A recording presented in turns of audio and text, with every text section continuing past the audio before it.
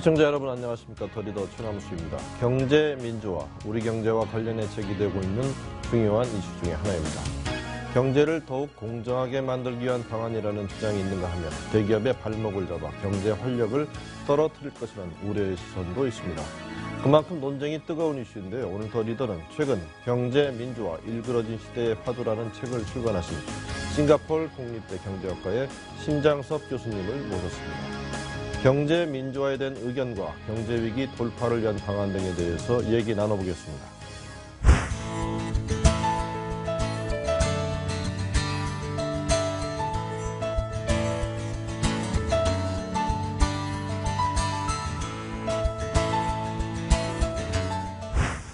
네, 교수님 안녕하십니까? 예, 또 안녕하세요. 멀리 싱가포르에서 오셨는데 이렇게 출연해주셔서 감사합니다. 예, 이렇게 세 번째 초청해 주셔서 고맙습니다. 세 번째죠? 예.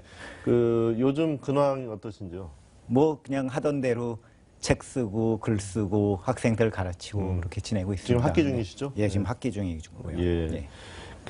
제가 오프닝에서 이제 소개드렸습니다만은 최근에 또 책 한 권 쓰셨어요. 그 경제민주화 일그러진 시대의 화두라는 이제 책을 쓰셨는데 물론 저희가 오늘 대담 중에 쭉 얘기는 하겠습니다만 그래도 어떤 내용인지 간략하게 좀 소개 좀 해주시고요. 책을 쓰시게 된 계기도 아울러서 같이 말씀해 주시죠. 예, 제가 나름대로 작년부터 그 헤지펀드 행동주의에 관해서 그 국제 비교 연구를 쭉 하고 있던 상황이었습니다. 예.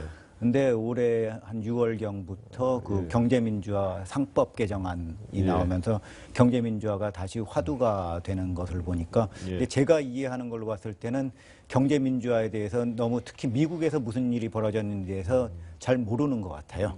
그리고 경제민주화가 분배를 개선을 한다는 목적으로 나오는데 제가 보기에는 오히려 분배를 악화시킬 가능성이 더 많은 것 같고요. 그래서 어떻게든 빨리 국내에 있는 정책 담당자들이나 정치인들 그다음에 그 일반인들한테 이 경제민주화의 실체가 무엇인지 그리고 이것이 어떤 면에서 일그러졌는지 시대의 화두가 될 수 없는지 이런 것들을 좀 급하게 좀 알려주고 싶은 생각에서 책을 이번에 냈습니다. 예. 이제 서서히 이제 천천히 한번 이제 책에 대한 내용들을 한번 짚어보겠는데요.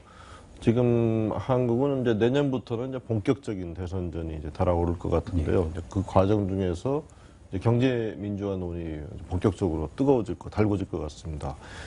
지금 간략하게 그 의견은 밝혀주셨습니다만은 경제 민주화 교수님 입장에서는 지금 어떻게 보시는지 조금 더 구체적으로 얘기 한번. 그 경제 민주화를 얘기하시는 분들은 그 기본 전제가 뭔가 하면 현재가 경제 독재라는 얘기거든요. 그런데 제가 만나는 분들한테 그러면 지금이 진짜로 경제 독재냐 했을 때 거기에 대해서는 명확하게 답변하는 분들이 별로 없어요. 그런데 사실 경제 민주화가 필요하다는 얘기와 지금이 경제 독재라는 얘기는 동전의 양면이거든요. 그러면 경제 독재라는 것의 주체가 무엇이냐? 아니, 옛날에는 정부가 모든 것을 쥐고 있었으니까 그것을 얘기를 할 수가 여지가 있었는데 지금은 우리나라 민간 부문으로 넘어간 지 한참 됐는데요. 그랬을 때 지금 독재의 주체로 얘기하는 사람들은 재벌을 얘기하는데 정말 재벌이 경제 독재를 하고 있느냐. 근데 지금 보면 뭐 K스포츠재단, 미르재단에서 오히려 돈 열심히 번 다음에 돈을 뜯기는 주체처럼 돼 있고 뭐 얼마 전에 뭐 엘리엇 매니지먼트라고 행동주의 헤지펀드가 삼성전자 보고 그 지주회사로 전환하면서 30조 원이나 되는 특별 배당을 하라고 했는데 그거 삥 뜯는 거 아닙니까? 근데 국제적으로 돈 뜯기는 협박을 받는 주체인데 어떻게 그 한국의 재벌이 과연 독재의 주체라고 할 수 있는지 그런 기본 용어 선택에서부터 저는 이상하다고 생각하고요. 경제민주화라는 게 경제적인 용어라고 보기엔 좀 어려운 거죠. 그렇죠. 해외에도 이런 말들을 쓰나요? 우리나라는 경제 민주화라고 하는데 해외에서는 이코노믹 디모크라시에서 경제 민주주의라는 그런 표현을 썼습니다. 그런데 이제 거기도 이제 갈래가 여러 가지가 있는데 하나는 사회주의 계열에서 온 게 있고 그다음에 이제 주주 자본주의식으로 온 것이 있습니다. 근데 한국에는 이제 두 가지가 이상하게 지금 엉켜 있는 상태입니다. 지금 이제 주주 민주주의 이 책에서도 저도 사실 책을 읽어봤습니다. 아주 재밌게 읽었는데요. 주주 민주주의가 미국에서 실패했다. 뭐 이런 주장을 펴셨는데 어떤 내용인지 좀 소개해 주시죠. 예. 예. 일단 역사를 봐야 될 것이 그 미국에서 주주민주주의라는 말이 나온 것은 1930년대입니다. 예, 대공황 때. 예, 대공황 그때쯤인데 왜 그런가 하면 1920년대 이미 그 영국의 사회주의적인 경제민주주의, 이코노믹 디모크라시의 영향을 받은 사람들이 굉장히 많았고 그때 기업에 대한 비판이 굉장히 강했거든요. 근데 거기에 대해서 미국의 정치인들이나 그다음에 기업인, 그다음에 금융인들, 특히 뉴욕 스톡 익스체인지가 앞장을 서서 개인들이 전부 다 기업의 주식을 다 갖고 있게 되면 기업에 대해서도 좀 더 이해를 할 수 있게 되고, 그다음에 미국은 이민자들이 많습니다. 그러니까 미국 회사의 주식을 갖게 되면 뿌리의식도 갖게 되니까 그런 면에서 미국의 민주주의를 발전시킬 수 있는 기반이 된다라는 선에서 주주민주주의가 시작이 됐습니다. 근데 그때 주주민주주의가 시작될 때는 기본 개념이 개인 투자자들이 주주민주주의 대상이었었지 기관 투자자들은 대상이 아니었습니다. 그래서 기관 투자자들은 그 사람들이 어떤 그런 권한이 있다기보다는 그냥 투자를 다변화해서 투자를 도와주는 머니 매니저 정도로 했는데 1980년대 이후 기관 투자자들의 힘이 세지면서 기관 투자자들이 마치 자기들이 주주민주주의 주체인 양 올라서 버렸습니다. 그런데 법적인 관계를 보면 기관 투자자들은 자기네들이 돈을 갖고는 직접 사는 것이 아니라 다른 사람들로부터 돈을 받아서 그것을 갖고 대신 투자를 하는 일종의 수탁자거든요. 영어로 fiduciary라고 하는데 주식의 그 수탁자입니다. 그러니까 이 사람들도 fiduciary이고 경영자들은 이제 경영이라는 의무를 수탁을 받은 수탁자입니다. 그러니까 이 두 그룹이 서로 수평적인 관계에서 그럼 기업의 경영을 어떻게 하고 그다음에 이익을 어떻게 분배할 건지를 해야 되는데 80년대 이후에 기관 투자자의 자기들의 힘을 이용하고 주주 행동주의가 강해지면서 그 주로서 주인으로서 내가 주인이고 경영자들은 우리의 그 에이전트다. 그래서 주인의 말을 들어라 하는 걸로 해서 그 80년대 이후에 그 주주가치 극대화라는 것이 미국의 거의 모든 사람들이 받아들인 이데올로기처럼 됐습니다. 회사는 특히 경영자는 주주가치 극지를 극대화하는 게 것이 임무다. 그렇죠. 그것이 회사의 목적이고 경영진들의 목적이다라는 걸 받아들여주니까 이 투자자라고 하는 사람이 원하는 대로 그 회사에 있는 여러 가지 자산이라든지 이익을 쉽게 빼내갈 수가 있게 된 거였죠. 그래서 지금 미국에서 제가 보기엔 가장 심각한 문제는 그 기업이 번 돈은 미래를 위해서 투자도 해야 되고 또 근로자들이 임금이 올라가야 하지만 그 임금이 물건을 사서 내수도 돌아가고 그래야 될 텐데 지난 10년 동안 일어난 것은 그 기업이 번 돈, 그러니까 2005년부터 2014년까지 미국 기업들이 번 돈 중에서 3조 6,600억 달러, 우리나라 돈으로 한 4,100조 원이 넘는 돈이 순수하게 기업에서 배당, 그다음에 자사주 매입한 다음에 소각해버린 겁니다. 불태워버리는 거고, 그다음에 지금 애플이 아일랜드에서 세금 갖고선 문제가 되지 않는 그런 것처럼 세금 피해서 해외에다 빼놓은 거. 그 합친 돈이 그 4,100조 원이 넘는데 그게 10년 동안 기업들이 번 경상이익보다 더 많은 액수입니다. 사실 우리가 증시를 얘기할 때는 과거에 우리 얘기하던 직접금융이란 말을 얘기하면 사실은 이제 자금 조달 창구로만 얘기하는데 지금 거꾸로 그냥 자금을 어떻게 보면 자금을 빼내가는 창구가 돼버린 거예요. 자금 유출 창구가 돼버린. 근데 그 전에도 그 선진국일수록 자금을 조금씩 더 순수하게 유출해 놨습니다. 왜냐하면 돈이 많으니까 거기서 이익 쌓인 것들에서 배당 나가고 하니까. 그런데 그 조금 나가던 데서 2000년대 중반이 되면 급격하게 빠져나갑니다. 왜냐하면 그 기관 투자자의 힘이 세지면서 자사주 매입해 그리고선 소각해. 그런데 그 돈이 전체 그 4,200조 중에서 그 한 2,000조가 넘는 돈이 자사주 매입이면 그냥 소각이거든요. 예. 그러니까 2천조가 넘는 돈을 거기 쓸 곳이 많은데 예. 그 2천조 원이라는 돈 쓰면 일자리도 많이 만들어지고 그럴 거 아닙니까? 그렇죠. 그래서 그거 소각을 해서 주가 올리는 데만 쓴 겁니다. 그리고 우선 기업은 번 이익 다 내줬으니까 어떻게 사업을 했느냐? 사람을 자르든지 구조조정을 하든지 예. 자산 팔든지 아니면 빚을 더 얻든지 뭐 이런 걸로 사업을 하다 보니까 양극화가 더 심화되는 거죠. 그러니까 지금 미국에서 1%대 99% 예. 구도 얘기가 나온 거죠. 그러니까 트럼프 현상에 그렇죠. 트럼프 현상도 예. 거기에 뿌리가 있는 예. 거고요. 그러니까 거기서 실제로 돈을 번 사람들은 뭐 주주같이 하지만 뭐 주식 투자자는 많습니다만 일반 주식 투자자들은 미국 주가지수 상승분만큼 먹었다고 보면 되고요. 예. 근데 실제로 많이 번 사람들은 거기에서 기관 투자자 운영한 사람들, 그 다음에 거기서 주식 옵션 등을 많이 받았던 일부 CEO들, 이런 사람들만 큰 돈을 벌었고 일반 사람들은 보통 나머지 근로자들은 상황이 훨씬 더 나빠진 거죠. 그 90년대 중반 이후 예. 사람들이 그 수치에 대해서 잘 모르는데 옛날에 뭐 일본 사람들이 개미처럼 일한다 그랬는데 90년대 중반이 지나면서는 미국의 근로자들이 평균적으로 일본 근로자들보다 더 오래 일을 하게 됐습니다. 예. 그래서 고용도 불안해지고. 예.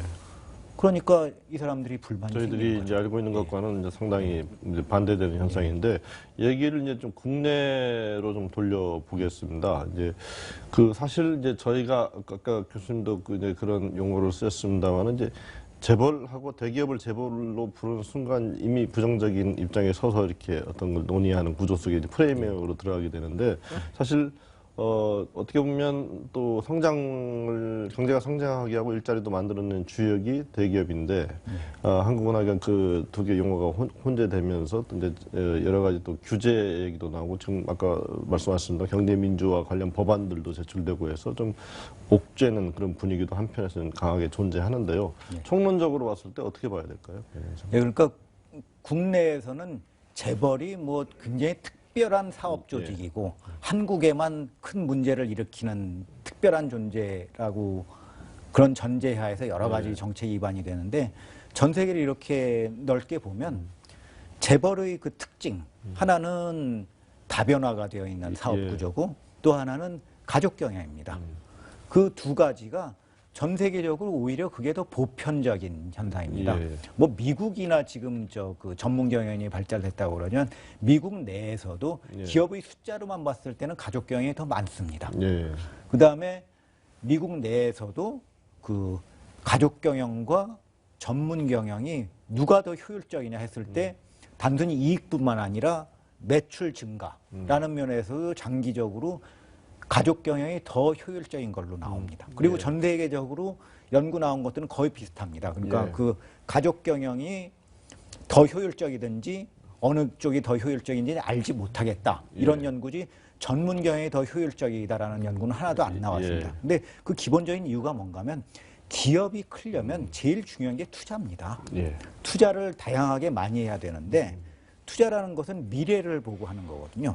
그런데 전문 경영 체제에서는 전문 경영들이 2년, 3년 정도밖에 자기도 쳐다보지 자기도 못합니다. 어떻게 될지 모르는 그러니까 미래를 볼 수가 2년, 없죠. 3년 동안에 투자를 해서 결과를 낼 수 있는 것들은 사실 그렇게 많지가 않습니다.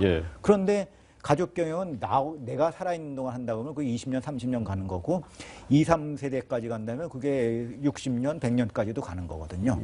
그러니까 발렌벨이라고 스웨덴에서 그 제일 큰 그 그룹이라고 하는데 자기네들의 전략은 뭔가 하면 우리는 투자를 해서 산 다음에는 무조건 보유를 한다. 근데 우리가 보유하는 기간은 우리가 생각하는 기간은 100년이다. 이런 생각을. 근데 100년의 그 미래에 대한 전망을 갖고 있는 사람이 이제 투자를 생각하면 투자할 수 있는 거리가 엄청나게 많은 거죠. 그러니까 투자를 훨씬 더 많이 할 수 있고 그 투자를 끌고 나갈 수 있는 힘이 있으니까 평균적으로 그 성과가 좋은 거죠. 근데 국내에서 이제 가족경영이나 재벌을 비판하시는 분들은 가족경영에서 잘못된 걸 갖고선 주로 비판을 하시는데 가족경영이 잘못된 데가 있고 잘된 데가 있습니다. 그 다음에 전문 경영도 잘 된 데가 있고 잘못된 데가 그렇죠. 있습니다. 그런데 이걸 평균적으로 비교를 해야 되는데 보통 비교를 하는 것은 잘된 전문 경영학하고 잘못된 가족 경영을 비교하면서 가족 경영은 나쁘다고 비교의 그러는데 오류. 그렇죠. 근데 평균적으로 같이 비교를 해야 되거든요. 그러니까 전문 경영 중에서 잘못되는 것도 굉장히 많거든요. 그러니까 그걸 같이 놓고를 비교를 하는데 국내에서는 이상하게 그 재벌을 비판을 해야 된다는 것 때문에 가족 경영 못 되는 것하고 잘 되는 전문 경영을 놓고서 비교를 하는 것 같습니다. 예. 그런 관점에서 교수님은 이제 사실은 이제 지금 우리 한국의 큰 대기업들이 가지고 있는 이제 이슈 중에 하나가 또 이제 승계 이슈 아니겠습니까? 근데 워낙 바라보는 시선이 곱지 않기 때문에 고생들을 또 많이 하는데 글로벌 시장에서 열심히 뛰고 또 뛰는 그런 큰 기업들한테는 조금 요연하게 좀 열어주자 뭐 이런 주장을 하고 계시죠? 어떤 내용인지요? 그러니까 그 승계 부분에 대해서는 지금 대안이 몇 개 없습니다. 지금 현재 한국의 경우를 보면 한국의 경우를 보면 제가 국제적으로 비교를 하면 그 재벌에 대해서 가장 그 강력한 그 승계에 대해서 그 어렵게 만든 정책을 하고 있는 것이 뭔가 하면 일단 상속세율이 제일 높습니다. 그러니까 일반 상속세율은 한국이 일본 다음에 2등이거든요. 일본이 55%, 한국이 50%인데 한국은 경영 프리미엄에 대해서는 그 붙여갖고선 경영권이 갈 땐 65%를 합니다. 근데 65%를 다 내고 나면 2대에서도 그 경영권이 유지가 되기가 굉장히 어렵습니다. 그러면 대안이 뭐냐 했을 때 다른 나라에는 그 상속세율이 높은 대신 재단을 통해서 승계를 하는 것이 가능하게 돼 있거든요. 그런데 한국은 재단을 통해서 승계하는 것도 불가능하게 만들었습니다. 재단이 자기네 관련 그룹의 주식을 취득할 때 각종 규제가 있고 그다음에 더 큰 것은 조금만 뭐 이상하다 싶으면 정부가 국고에 귀속을 시킬 수 있긴 하습니까? 그러니까 조그만 뭐 공익재단이야 뭐 그건 뭐 없어져도 괜찮다 하면서 그 낼 수가 있지만 그룹 전체의 경영권이 걸려 있는 것을 공익재단을 통해서 움직일 수가 없습니다. 그러면 기업 입장에서 볼 땐 전체 한국 경제로 봤을 땐 65%를 그대로 유지를 하고 재단 승계를 불가능하게 하면 그것은 계속하다 보면 가족 경영은 완전히 씨가 마르는 시스템이거든요. 그러면 한국 입장에서는 가족 경영을 씨를 마르게 할 것이냐. 그 다음에 65%는 세율을 대폭 낮출 것이냐.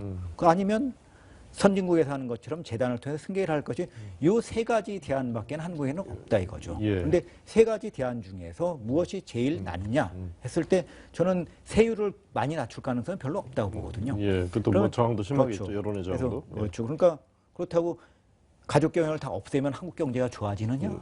저는 그런 전망이 외국인 주주들이 좋은 기업들은 다 가져갈 텐데. 그렇죠. 그다음에 그렇죠. 외국 주주들 다 갖고 하고 다른 나라의 가족 경영으로 잘 되는 데들 많이 있는데 뭐 루이비통 이런 데 다 가족 기업이거든요. 이태리에서 잘 나가는 기업들 다 가족 기업입니다.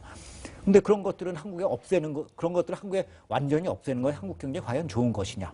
그래서 실질적인 세 가지 대안을 놓고선 비교를 해야 되는데 지금 국내에서는 너무 정서법이 강해 갖고선 실질적인 대안을 비교하는 것이 아니라 무조건 그 상속세는 이건 불균등을 없애기 위해서 무조건 강화해야 되는 거고 경영 승계가 되면 이것도 처음에 뭐 흑수저, 금수저처럼 그 금수저들을 많이 만드는 거니까 안 된다 하면 그러면 어떻게 하자는 얘기냐 이거죠.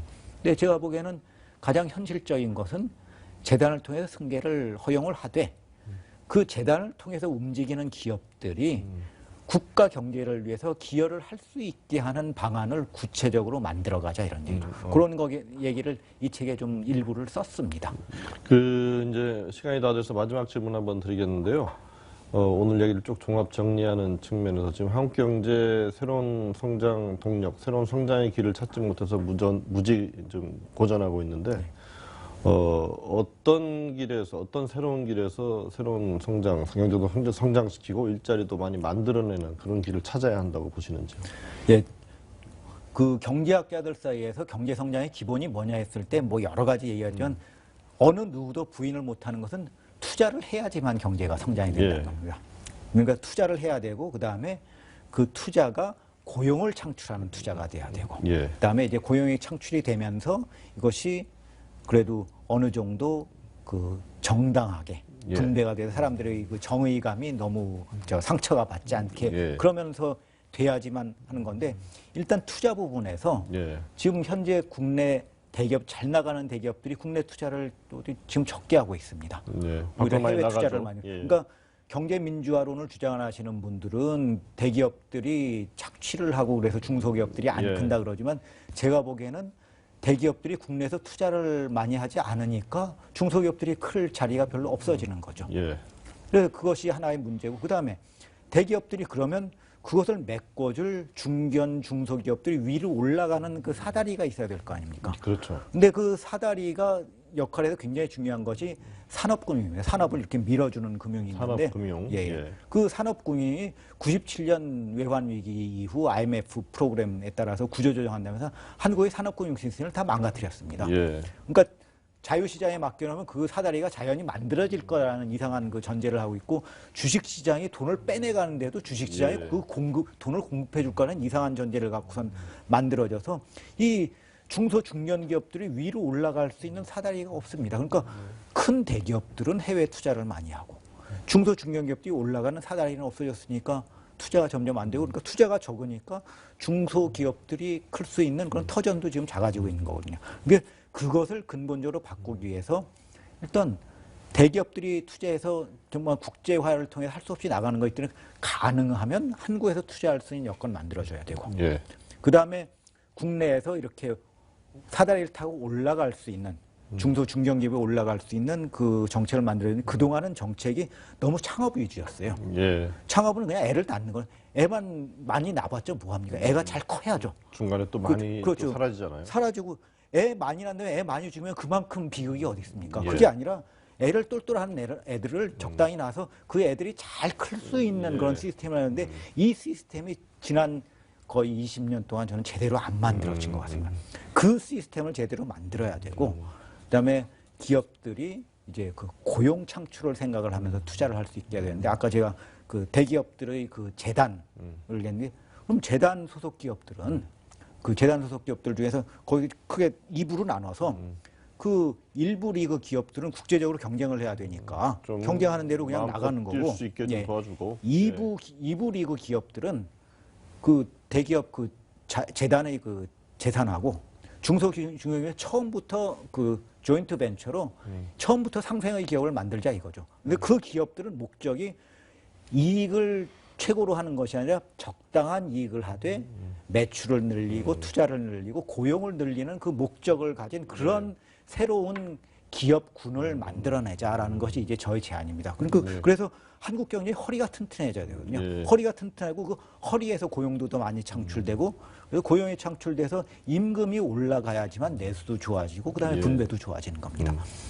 그래서 그 선순환 사이클을 만드는데 좀 더 노력을 기울여야지 아니 저 대기업들을 그냥 저 세금만 많이 내라고 하고 거기서 사회복지에만 많이 쓴다고 했을 그건 저 지속성이 없거든요. 그리고 내는 사람도 신이 안 나고요. 근데 내는 사람 보고 야 이렇게 저 그 중간에 이런 허리를 튼튼하게 하는 기업을 만들어서 니네들이 능력을 이용해서 한번 좀 잘해봐라. 그리고 제가 보기에는 지금 고령화 사회 등등 되고 있습니다. 그래도 한국에서 이 대기업에서 일하시는 분들이 국제적으로 역량을 굉장히 잘 갖추고 있는 분들입니다. 경쟁력이 있죠. 그렇죠. 그런 사람들이 지금 일찍 퇴직을 해야 되는데 일찍 퇴직하는 대신 그런 기업으로 가서 정말 국가 경제의 허리를 튼튼하게 할 수 있는 일에 그 목적만 그렇게 주면 되거든요. 그 능력을 요 목적에 맞춰서 한번 좀 만들어봐라 했을 때 저는 충분히 만들어낼 수 있을 것 같습니다. 그래서 기업인들도 그런 기업들을 만들어낼 그 기업인들이 배치가 되고 그다음에 금융 시스템도 뭐 그 금융시장에서 뭐 그냥 거의 돈 놓고 돈 먹기 식으로 하는 것을 그건 정부가 그건 육성할 필요가 없거든요. 하고 싶은 사람들 하게 놔두고 정부가 육성하는 그런 윈윈 파이낸스. 그 기업도 크고 금융도 같이 클 수 있는 산업금융이 동반 성장할 수 있는 그런 시스템을 정부에서 같이 만들어야 돼요. 그래서 이것이 같이 만들어질 때 한국 경제의 허리가 튼튼해지지 지금은 한국 경제의 허리가 점점 더 얇아지고 있습니다.